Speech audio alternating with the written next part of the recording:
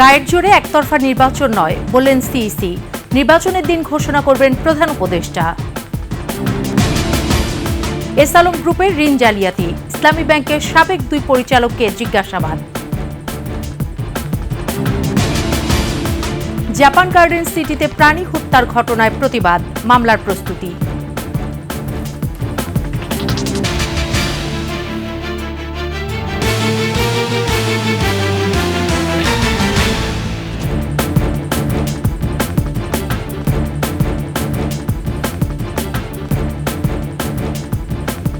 শুনছিলেন সংবাদ শিরোনাম। আমন্ত্রণ 21 সংবাদে, সাথে আছি আমি সোনিয়া স্নিগ্ধা। দর্শক, 21 টেলিভিশনের সংবাদ একই সাথে সরাসরি দেখতে পাবেন আমাদের ফেসবুক পেজ www.facebook.com/2124 অনলাইনে। এছাড়াও সাবস্ক্রাইব করতে পারেন www.youtube.com/@21 চ্যানেলে। গায়ের জোরে একতরফা নির্বাচন চান না বলে জানিয়েছেন প্রধান নির্বাচন কমিশনার এএমএম নাসিরউদ্দিন। নির্বাচন ভবনে সাংবাদিকদের সাথে মতবিনিময়ে তিনি আরও বলেন, আওয়ামী লীগ নিয়ে চলমান বিতর্কের ফয়সালা হলে নির্বাচনে অংশ নেওয়ার ব্যাপারে সিদ্ধান্ত নেওয়া হবে। শিউলি শবনমের রিপোর্ট। সিইসি সহ নবনিযুক্ত 4 নির্বাচন কমিশনার শপথ গ্রহণের আনুষ্ঠানিকতা শেষে আসেন আগারগাঁও নির্বাচন ভবনে। এ সময় নির্বাচন কমিশনের কর্মকর্তারা তাদের স্বাগত জানান। প্রথম দিন তারা নিজ নিজ অফিস কক্ষে কিছুক্ষণ সময় ব্যয় করেন। পরে নির্বাচন ভবনের সম্মেলন কক্ষে সাংবাদিকদের সাথে কথা বলেন নতুন কমিশন। অবাধ, সুষ্ঠু ও গ্রহণযোগ্য নির্বাচন করাই এই মুহূর্তে সবচেয়ে বড় চ্যালেঞ্জ উল্লেখ করেন তারা। আমাদের সব প্রচেষ্টা নিবেদিত থাকবে একটা পরিবেশ সৃষ্টি করার জন্য, যে পরিবেশে সব ভোটার একদম নিজের ইচ্ছা মোতাবেক তার পছন্দের প্রার্থীকে নির্বিঘ্নে ভোটটা যাতে দিতে পারে, সেরকম একটা পরিবেশ আমরা নিশ্চিত করব। আমরা একটা লেভেল প্লেয়িং ফিল্ড আমরা ক্রিয়েট করে দেব, যাতে করে সবাই এখানে খেলতে পারে under the rules of the game. বলেন, একতরফা নির্বাচনে বিশ্বাসী নয় নির্বাচন কমিশন। আর আওয়ামী লীগ সহ তাদের জোট শরিকদের বিষয়ে বিতর্কের সমাধান হলেই ভোটে অংশ নেওয়ার বিষয়ে সিদ্ধান্ত হবে। আওয়ামী লীগের এবং তার যে আরও জোটের মধ্যে বোধ হয় 10-12টা আছে, তো ওটা নিয়ে তো সিরিয়াস বিতর্ক আছেই, চলছে, বাইরে চলছে, পোলট্রি আপনারাও দেখতেছেন, আমরাও দেখতেছি। এই বিতর্কের ফয়সালাটা হোক, ভোট তো আরও দেরি আছে, তো মানে কাল পরশু তো ভোট হচ্ছে না। সুতরাং ওই যে ফয়সালাটা হয়ে যাক, আওয়ামী লীগের ব্যাপারে ফয়সালাটা হয়ে গেলে আমরাও অপেক্ষা করতেছি যে ফয়সালাটা কি আসে দেখি, তাহলে সেইভাবেই আমরা ব্যবস্থা নিব। এ সময় প্রধান নির্বাচন কমিশনার বলেন, প্রয়োজনীয় সংস্কারের পর নির্বাচনের তারিখ নিয়ে আলোচনা হবে। আমাদের তরফ থেকে আমরা যথাসম্ভব নির্বাচনের জন্য প্রস্তুতি এই ফ্রম টুডে আমরা নিব আমাদের তরফ থেকে, কিন্তু পারবো না তো শেষ, কারণ ওই রিফর্মসগুলো না আসলে তো পারবো না। পরে রাজধানীর পঙ্গু হাসপাতালে যান সিইসি সহ 4 কমিশনার। এ সময় সিইসি আহত ছাত্র জনতার চিকিৎসার খোঁজ খবর নেন। শিউলি শবনম, 21 টেলিভিশন, ঢাকা। নির্বাচনের তারিখ প্রধান উপদেষ্টাই জাতিকে জানাবেন। রোববার ব্রিফিংয়ে একথা জানিয়েছেন প্রধান উপদেষ্টার প্রেস উইং। ব্যাটারি চালিত রিকশার ব্যাপারে সরকার আইনি প্রক্রিয়াতেই সমাধান চাইছে বলেও জানিয়েছে তারা। মেহেদী হাসানের রিপোর্ট। রোববারই শপথ নিয়েছে নতুন নির্বাচন কমিশন। এখন অপেক্ষা কবে হবে কাঙ্ক্ষিত নির্বাচন। এ বিষয়ে প্রশ্ন করা হলে প্রধান উপদেষ্টার প্রেস উইং জানায়, নির্বাচনের দিনক্ষণ এখনো চূড়ান্ত নয়। চূড়ান্ত হলে প্রধান উপদেষ্টা তা জাতিকে জানাবেন। নির্বাচনের ডেট এখনো পর্যন্ত দেওয়া হয় নাই। নির্বাচনের ডেট, অ্যাকচুয়াল যে ডেটটা, ওটা উনি অ্যানাউন্সমেন্ট করবে এবং ওনার দপ্তর থেকে দেওয়া হবে। তো বাকিগুলা বা বাকি যারা বলেছেন তারা হয়তো নিজেদের মতামত যে হতে পারে, এরকম একটা ইয়ে হতে পারে, বাট এখনো পর্যন্ত কংক্রিট না। ব্যাটারি চালিত রিকশা নিষিদ্ধ করে দেয়া আদালতের রায়ের বিরুদ্ধে উচ্চ আদালতে আপিল করবে সরকার। বিষয়টা যেহেতু এখন আদালতে আছে এবং সরকার মনে করে যে এটা আইনি প্রক্রিয়াতেই সরকার এটা একটা সমাধান চায়। হ্যালো, আমি তানিম, আজকের পত্রিকা আছি। বিমানবন্দরে সাংবাদিক সহ কাউকেই যাতে হয়রানি না করা হয় সে নির্দেশনাও দেয়া হয়েছে। বিশাল একটা তালিকা যেটা ইমিগ্রেশনে দিয়ে দেওয়া হয়েছিল, এই সাংবাদিক এবং রাজনৈতিক কর্মী বা ভিন্ন মতাবলম্বী যারা আছে তারা যাতে বিদেশে আসা যাওয়া করতে গেলে তাদেরকে থামানো হয়। তো এইটা সরকার চেষ্টা করছে যে এই তালিকাটাকে হালনাগাদ করতে। অনেক ক্ষেত্রে যেটা হয়, ব্যাংকগুলো বলে যে এই নিয়ে এনাকে আপনার বিদেশ গমনে আপনি বিরত রাখতে হবে বা কোর্টের অর্ডার থাকে। তো এই যে পুরো যে বিষয়গুলো এটাকে যাতে একটা সুনির্দিষ্ট নীতিমালার মধ্যে থাকে, একটা ট্রান্সপারেন্ট নীতিমালা, যেটা আপনিও জানতে পারবেন, অন্য বাংলাদেশের যে কোনো সিটিজেন এই বিষয়টাই জানতে পারবেন। ডেঙ্গু নিয়ন্ত্রণে সরকার কার্যকর উদ্যোগ নিচ্ছে বলেও জানিয়েছে প্রেস উইং। সরকার চেষ্টা করে যাচ্ছে। মেহেদি হাসান, 21 টেলিভিশন, ঢাকা। এসালম গ্রুপের ৩,৩০০ কোটি টাকা ঋণ জালিয়াতির ঘটনায় ইসলামী ব্যাংকের সাবেক পরিচালক সৈয়দ আবু আসাদ ও মোহাম্মদ সোলাইমান সহ 5 জনকে জিজ্ঞাসাবাদ করছে দুদক। এর আগে একই বিষয়ে গত 20 ও 21 নভেম্বর তলব করা হয়েছিল বাংলাদেশ ব্যাংকের 13 কর্মকর্তাকে। তবে চিঠি না পাওয়ার কারণ দেখিয়ে তারা কেউই দুদকে হাজির হননি। বিস্তারিত মাহিলা ইসলামের রিপোর্টে।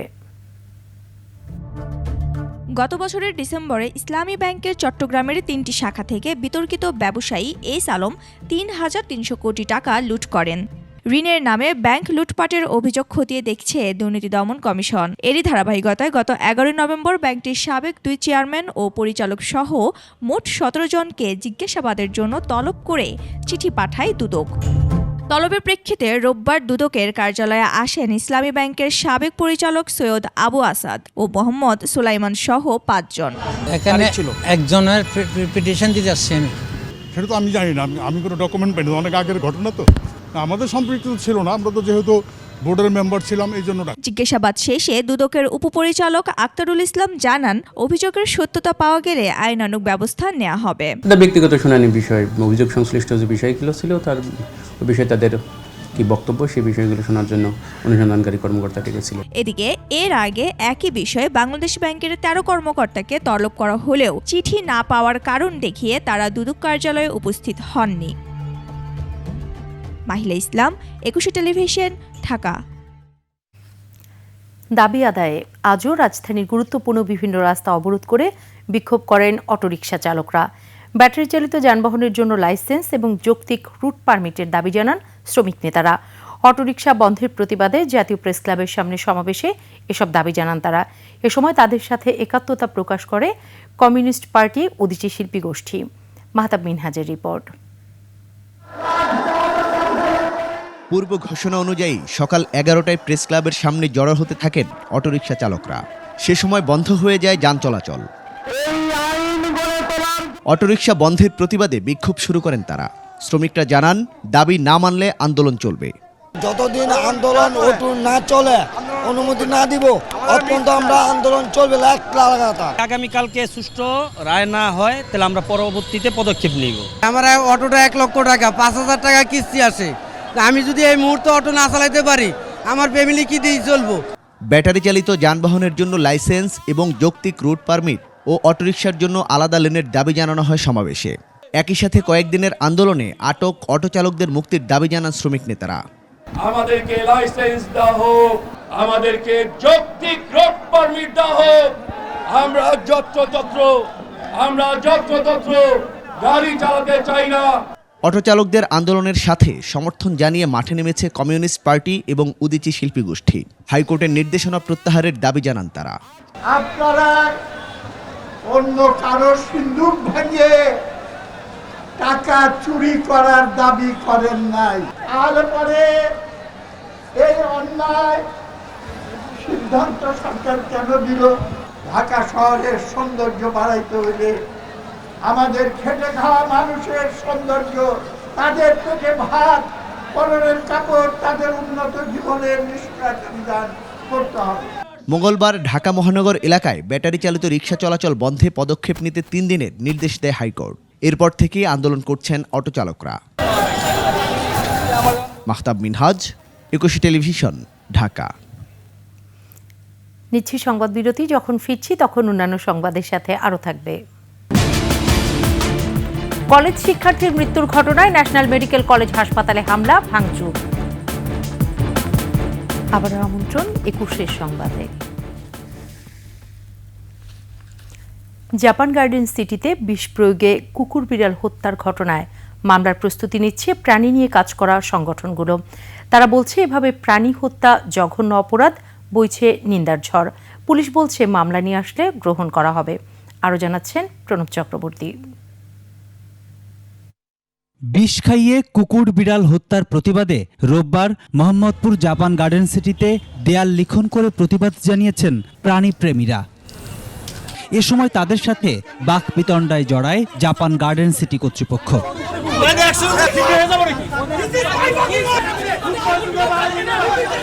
যদিও ২১শে টেলিভিশনের সাথে এ বিষয়ে কথা বলতে রাজি হয়নি জাপান গার্ডেন সিটি কর্তৃপক্ষ। জাপান গার্ডেন সিটির বাসিন্দারা বলছেন, আতঙ্ক থেকেই হত্যা করে থাকতে পারে কুকুর ও বিড়ালগুলোকে। কুকুর মানুষের পিছে পিছে দৌড় দেয়, তখন দেখা গেছে যে মানুষ তো মহিলা মানুষ তো এমনি ভয় পায়, বাচ্চারা ভয় পায়, তো কয়েকজনটা মানে একটু খামচি দিছে।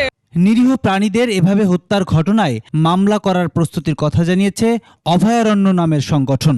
মামলা হলে তা গ্রহণ করারও কথা জানিয়েছে মোহাম্মদপুর থানা পুলিশ। এই কুকুরগুলো রাস্তায় আছে, রাস্তাতেই তারা থাকবে, রাস্তাতেই তাদের জন্ম হবে, তারা রাস্তাতেই থাকবে এবং এদেরকে অপসারণ করা কিংবা হত্যা করার কোনো অধিকার কারণে এবং আইনত এটি দণ্ডনীয় অপরাধ। এদিকে মোহাম্মদপুরেই শেখেরটাক এলাকার ১০ নম্বর রোডে দেখা মিলল কুকুর বিড়াল প্রেমী পরিবারের। শতাধিক কুকুর আর বিড়াল নিয়ে একসাথে বসবাস তাদের, যাদের পিছনে প্রতি মাসে ব্যয় ১,২০,০০০ টাকা। বর্তমান সময়ে মানুষ যেখানে মানুষকে দেখভাল করতে চায় না, সেখানে প্রাণীর প্রতি ভালোবাসার এমন নজির হতে পারে এক অনন্য দৃষ্টান্ত। প্রণব চক্রবর্তী, ২১শে টেলিভিশন, ঢাকা। অভিজিৎ হালদার নামে এক কলেজ শিক্ষার্থীর মৃত্যুর ঘটনায় ভুল চিকিৎসার অভিযোগে ন্যাশনাল মেডিকেল কলেজ হাসপাতালে ভাঙচুর করেছে শিক্ষার্থীরা। রোববার দুপুরে প্রায় ২৫০০ শিক্ষার্থী লাঠি সোঁটা হাতে হাসপাতালের সামনে জড়ো হয়। এ সময় হাসপাতালের প্রধান ফটক ভাঙচুর করে তারা। গত ১৬ নভেম্বর অভিজিৎ হালদারকে হাসপাতালে ভর্তির পর ১৮ তারিখে মারা যায় ডাক্তার মাহবুবুর রহমান মোল্লা কলেজের শিক্ষার্থী অভিজিৎ। ঘটনার ৩ দিন পর গত বৃহস্পতিবার শিক্ষার্থীরা প্রতিবাদ জানাতে আসলে কবি নজরুল কলেজ, সোহরাওয়ার্দী কলেজের শিক্ষার্থী সহ স্থানীয়রা তাদের উপর হামলা চালায় বলে অভিযোগ করেন শিক্ষার্থীরা। এর প্রতিবাদ জানাতে আজ আশপাশের অন্যান্য কলেজ শিক্ষার্থীদের নিয়ে হাসপাতালের সামনে জমায়েত হয় ও ভাঙচুর চালায় তারা।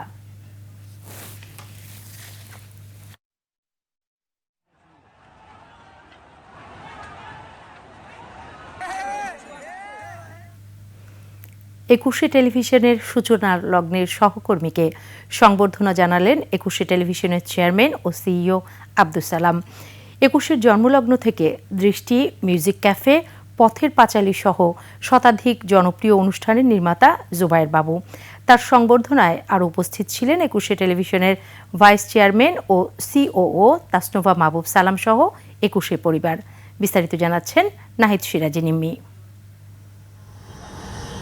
পরিবর্তনের অঙ্গীকার নিয়ে একুশের যাত্রা শুরু হয়েছিল ২০০০ সালে। টেলিভিশন অনুষ্ঠানের যে কয়েকজন পরিবর্তনের ছোঁয়া এনেছিলেন তাদের একজন জুবায়ের বাবু।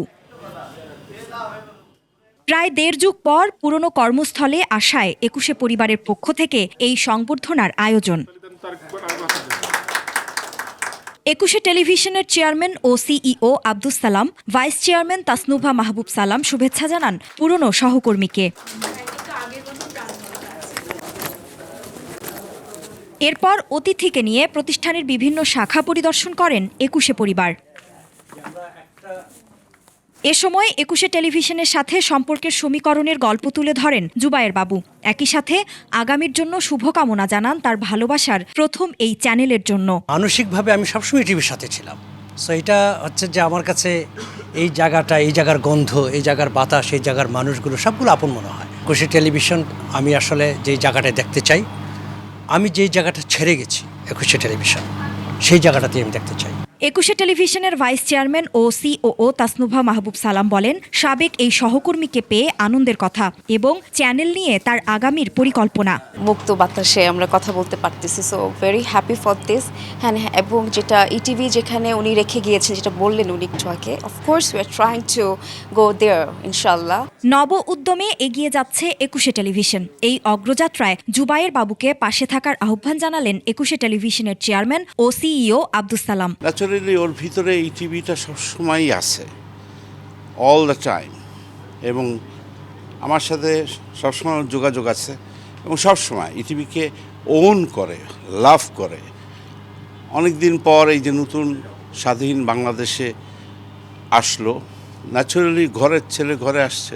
পরিবর্তনে অঙ্গীকারবদ্ধ স্লোগানে ২১শে টেলিভিশনের চেয়ারম্যান ও সিইও আব্দুস সালামের হাত ধরে চ্যানেলটি এগিয়ে চলেছে সাহসিকতার সাথে। তাই তো এতদিনের এ অগ্রগতিতে ভূমিকা রাখা সহকর্মীদের প্রতি তিনি এতটাই আন্তরিক ও দায়িত্বশীল। নাহিদ সিরাজি নিম্মি, ২১শে টেলিভিশন, ঢাকা। নিচ্ছি সংবাদ বিরতি, যখন ফিরছি তখন অন্যান্য সংবাদের সাথে আরও থাকবে। শেষ করছি ২১শে সংবাদ, যাবার আগে সংবাদ শিরোনামগুলো আরও একবার। গায়ের জোরে একতরফা নির্বাচন নয় বললেন সিইসি, নির্বাচনের দিন ঘোষণা করবেন প্রধান উপদেষ্টা। এস আলম গ্রুপের ঋণ জালিয়াতি, ইসলামী ব্যাংকের সাবেক ২ পরিচালককে জিজ্ঞাসাবাদ। জাপান গার্ডেন সিটিতে প্রাণী হত্যার ঘটনায় প্রতিবাদ, মামলার প্রস্তুতি।